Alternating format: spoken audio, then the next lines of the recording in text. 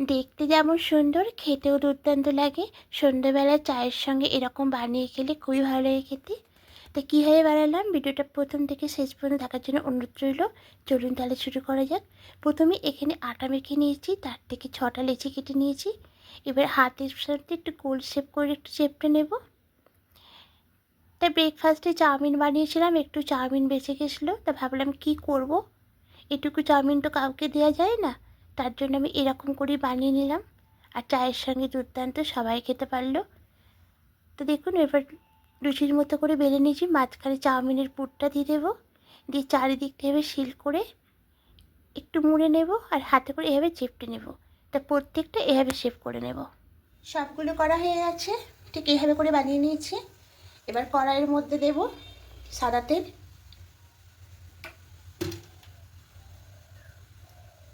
এটা গরম হয়ে গেছে, এবার একে একে দিয়ে দেব।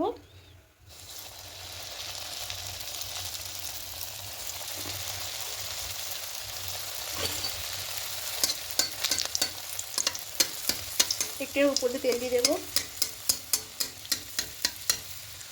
গ্যাসের আঁচটা মিডিয়ামে রাখবো।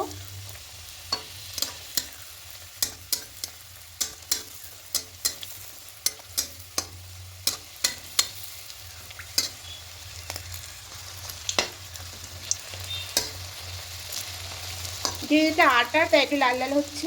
এটা আপনারা ময়দাও করতে পারেন। তুলে নেব। দেখুন কত সুন্দর হয়েছে।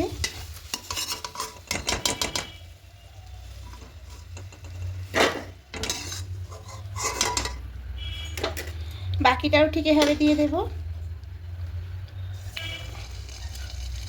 আর গ্যাসের আঁচটাকে মিডিয়ামে রাখতে হবে, খুব হাই করলে হবে না, তাহলে খুব তাড়াতাড়ি পুড়ে যাবে।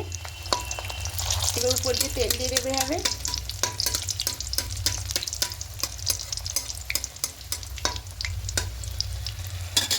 এবার উপাসটা উল্টে নেব।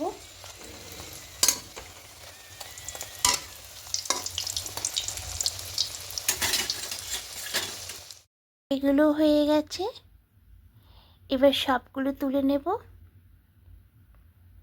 তো দেখুন সবগুলো হয়ে গেছে, কত সুন্দর হয়েছে আর একদম সময় কম লাগে। এবার উপর দিয়ে একটু টমেটো সস দিয়ে দেব। ব্যাস, গরম গরম চায়ের সঙ্গে দুর্দান্ত লাগে খেতে। একবার অবশ্যই বানিয়ে দেখবেন বন্ধুরা, আশা করি আপনাদেরও খেতে ভালো লাগবে। আর যদি ভালো লেগে থাকে অবশ্যই এটা কমেন্ট করে দেবেন আর লাইক করে দেবেন। আর যারা নতুন বন্ধুরা দেখছেন এখনও পর্যন্ত সাবস্ক্রাইব করেননি, তাদের কাছে অনুরোধ রইল সাবস্ক্রাইব করে পাশে থাকার জন্য। আমিও আপনাদের পাশে থাকবো। আবার কোনো রেসিপি নিয়ে চলে আসবো। আজকের মতো টাটা।